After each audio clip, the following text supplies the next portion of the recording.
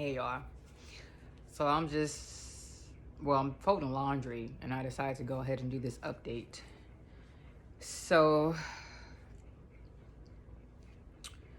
I met with the specialist. The specialist was a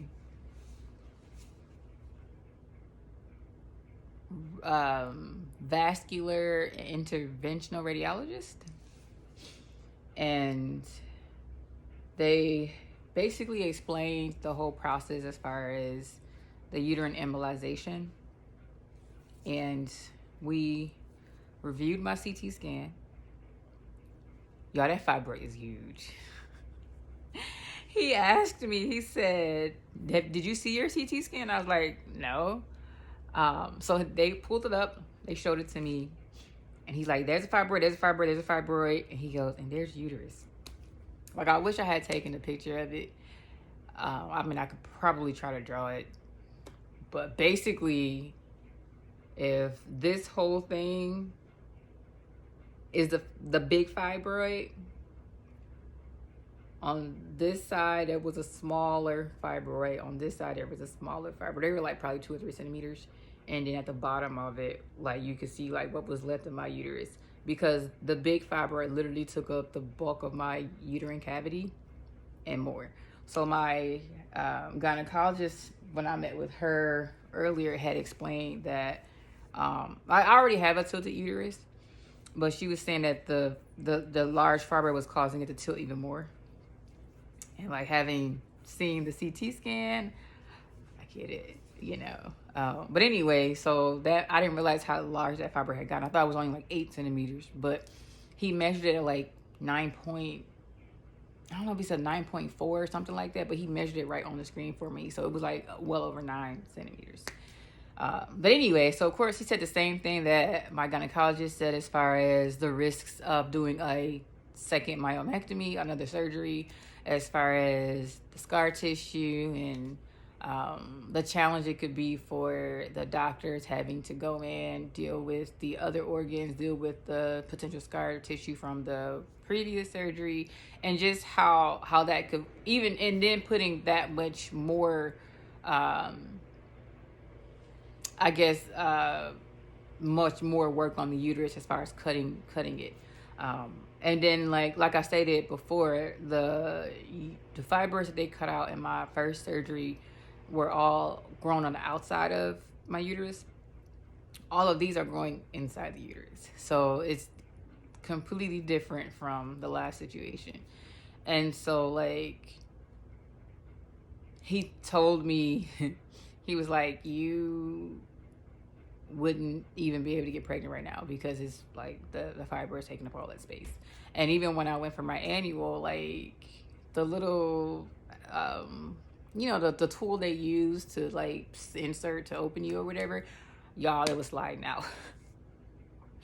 I know I'm TMI on here, but we talking about women stuff, so but yo, like, literally I felt it when she put it in, and she was like, there's that fibroid. Yo, it started sliding out. I said, it's moving. She said, I know, I'm trying to hurry up.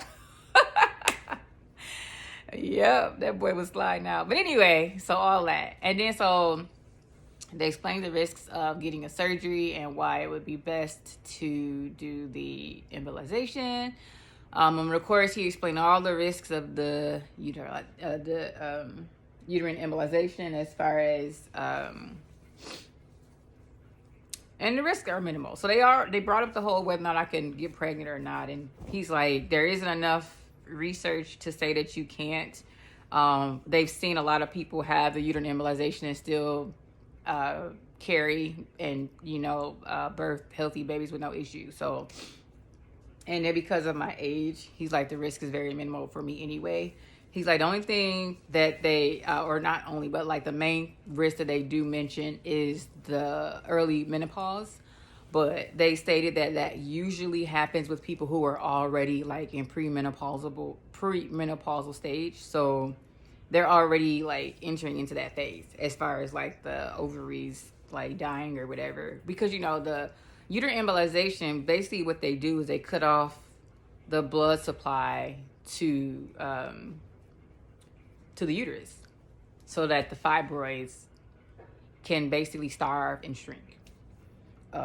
And so the good thing about the uterus is that it finds other ways to get its blood. So you cut off the basic ones or the main ones, and they'll just find another way to thrive because the body just knows how to heal, right? It knows how to live, how to survive.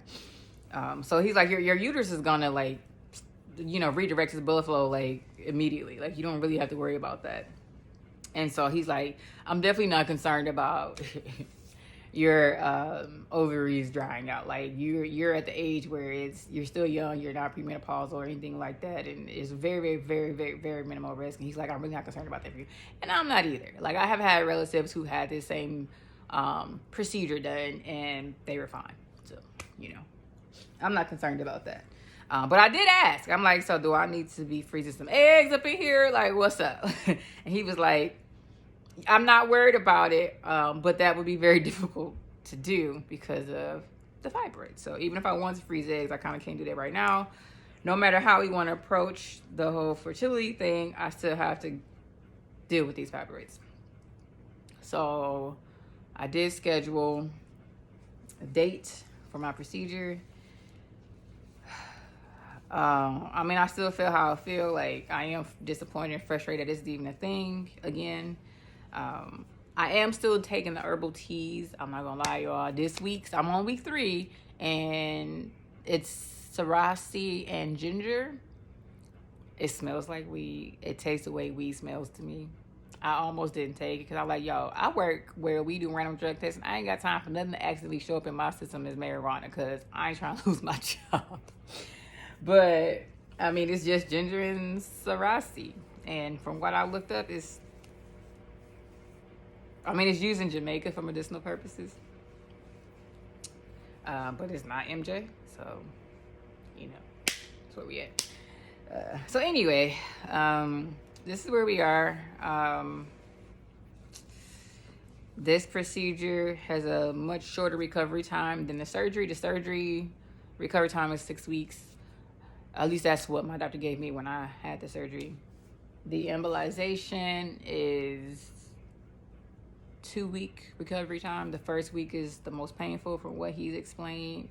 The first day is the worst.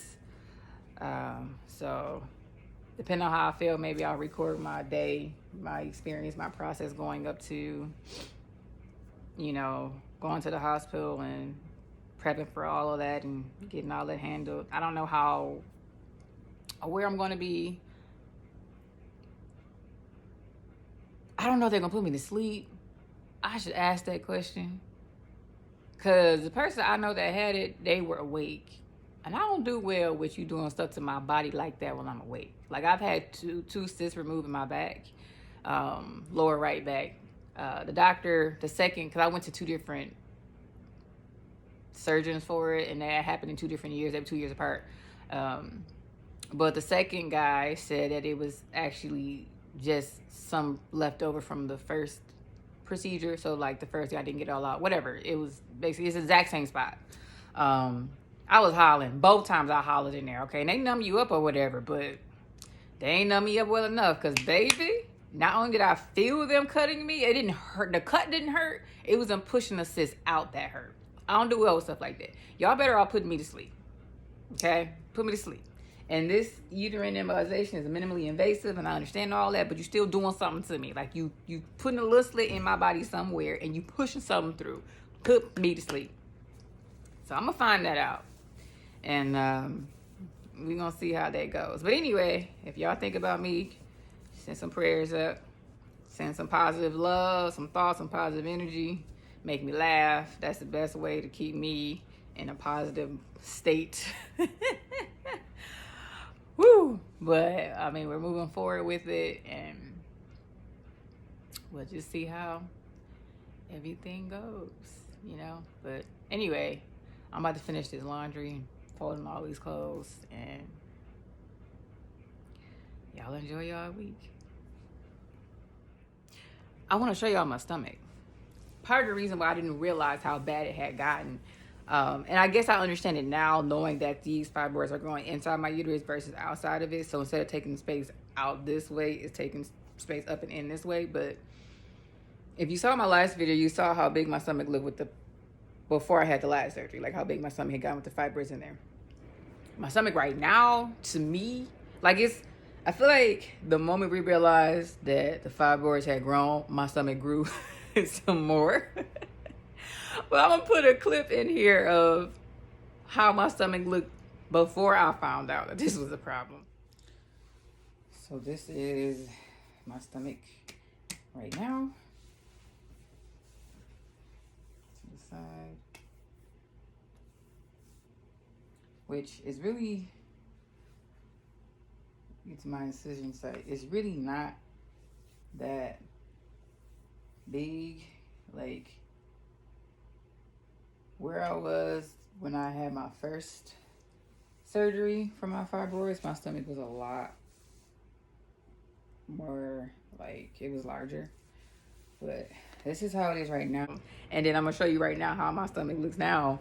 And even still, it's nowhere near. And this fibroid is about almost the same size. It's almost as big as the biggest one from the last surgery, but my stomach is nowhere near as big.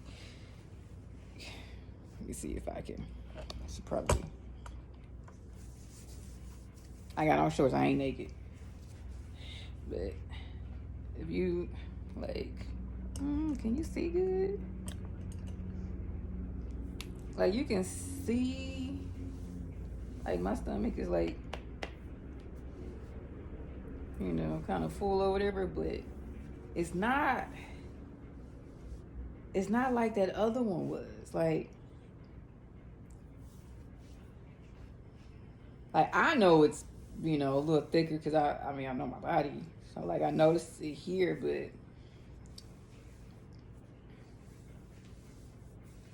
it's still not, like it's big. Like don't get me wrong. Like I can see that this is big for me. But that other one was like, you know, like definitely different. So I mean, I'm gonna put it in here though. So you'll see I'll put that clip again just so you can do a side-by-side comparison. Like I'll put the clip from when I had the first surgery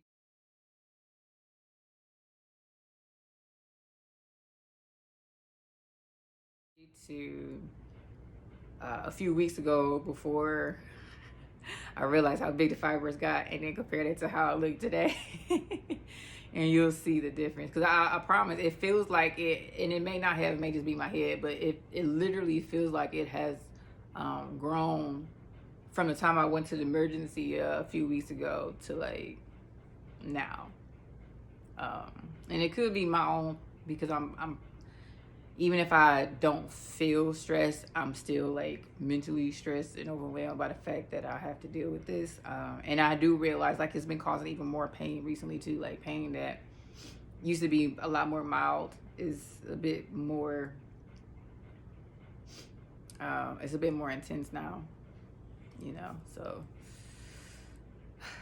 anyway, that's all. So I'll put that in here.